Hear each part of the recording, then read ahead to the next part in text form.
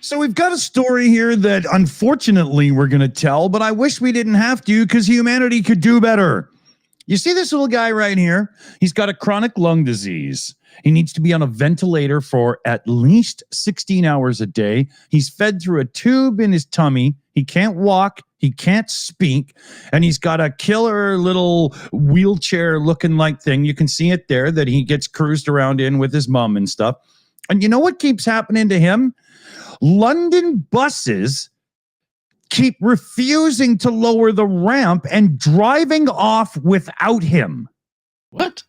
I'm not kidding. This is what the story is. So this cute little dude that's got serious issues, and nobody should be wishing ill towards him at all, he keeps getting screwed over and the buses won't let him on. There's a little video here. Let me just play it. Here's the door closing and the mother's like, what an idiot. And he just left us. And what keeps happening is the drivers keep trying to say, well, that's not really a wheelchair, so just skip it up onto the bus. You'll be okay. Just bounce it up the stairs. A couple of drivers will get out and just say, well, here, I'll just help you carry it in. It's no big deal. It's a big deal. He's got a ventilator on it. He's got a feeding tube. You can't be bouncing this little dude around like that. And these bus drivers are just heartless assholes.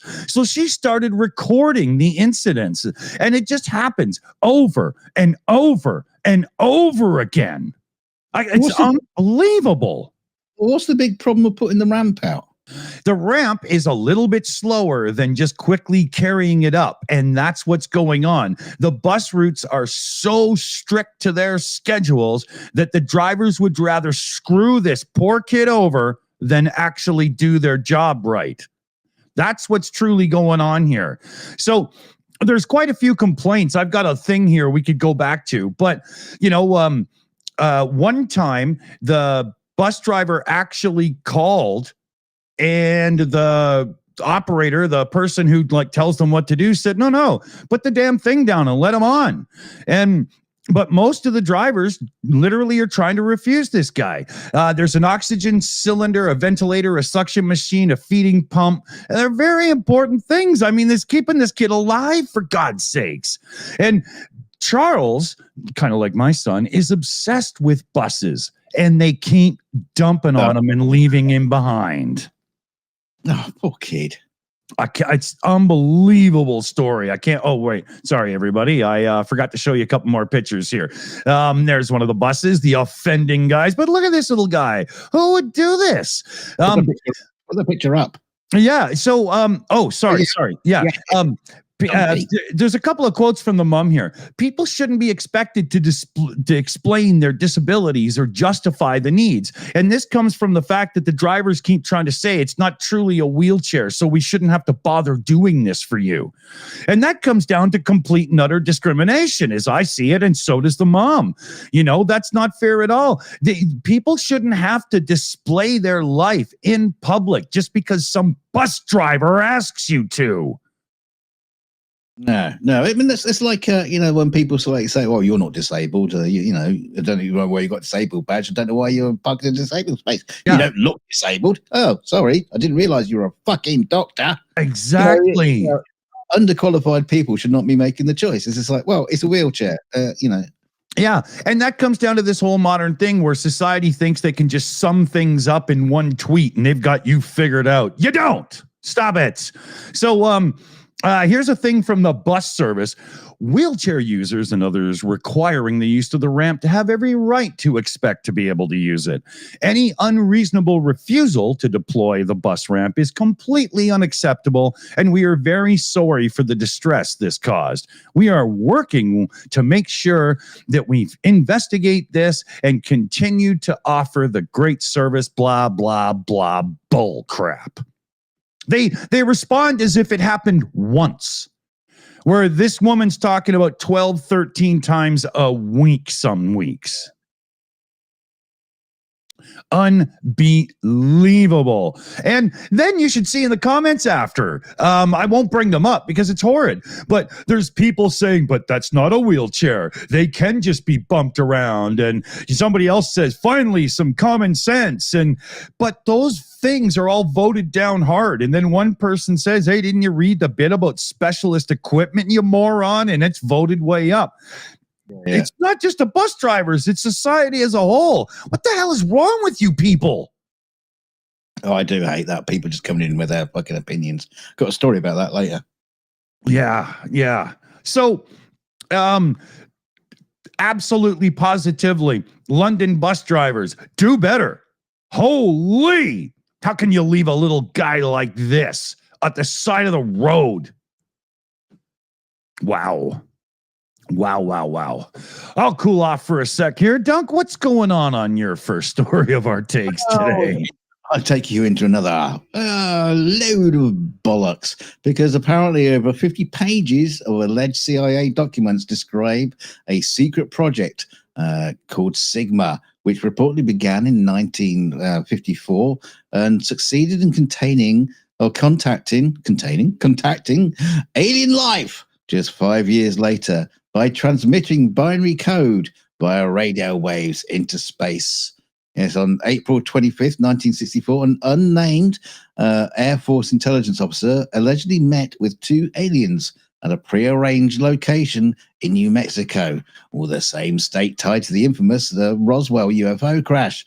The meeting reportedly lasted 3 hours, during which the parties exchanged basic information about each other's species and probably a couple of phone numbers, maybe. Where the hot chicks hang out, Had a few beers. But here's the catch. The FBI and CIA insist the documents are fakes, calling them part of an elaborate UFO hoax that began in the 1980s. While many UFO researchers say the evidence lines up with a little too well. Yeah, they always say that, don't they?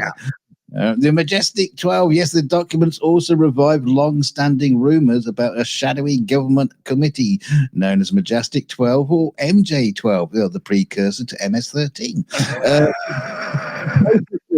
Established by Harry Truman in 1947 to secretly oversee UFO research, alien technology, and contact protocols.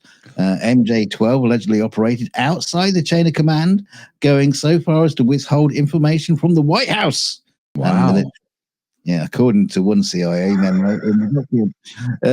This says, can't seem to make these fools realize info is not available for any dissemination, MJ12 reportedly wrote in the White House.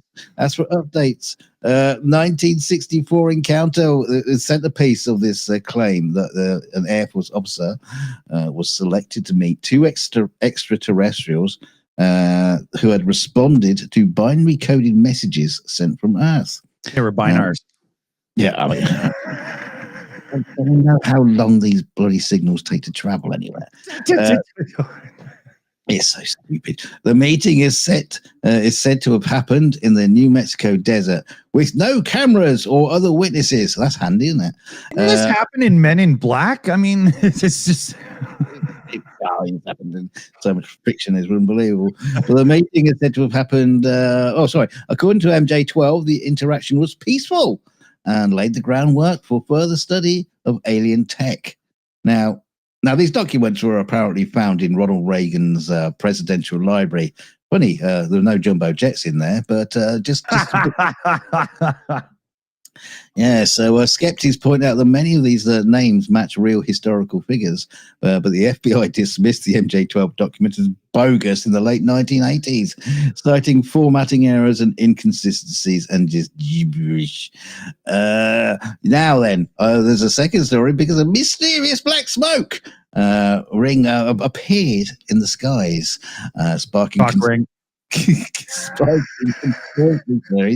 that a portal to hell might have opened in the Midwest.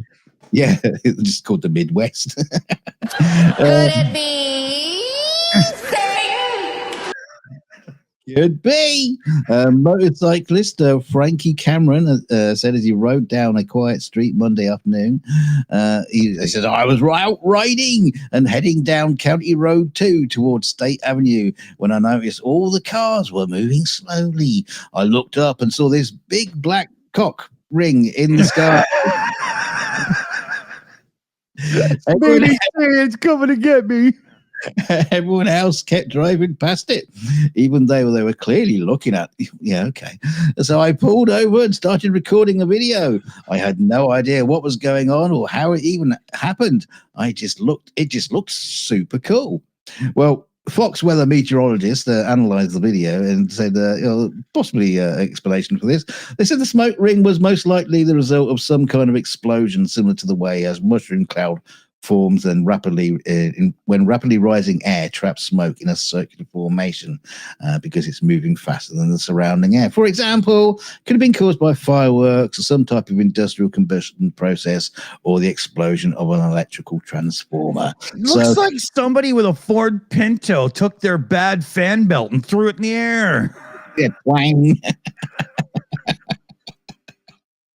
Oh dear. So yeah, there's no portal to hell in the Midwest unless you're just going to the Midwest. There's a portal to hell here. I got one of those neighbors that won't leave me alone, but that's a story for another day. If you're new here, click the if you're new here, don't do what I just said and click the subscribe button instead. What the hell? Click the button. And if you are a secret government agency looking into UFOs, don't forget to leave a comment in the comment section. Yeah, tell us, start your comment. Giorgio Tsoukalos is a moron because... God, why can't I say subscribe?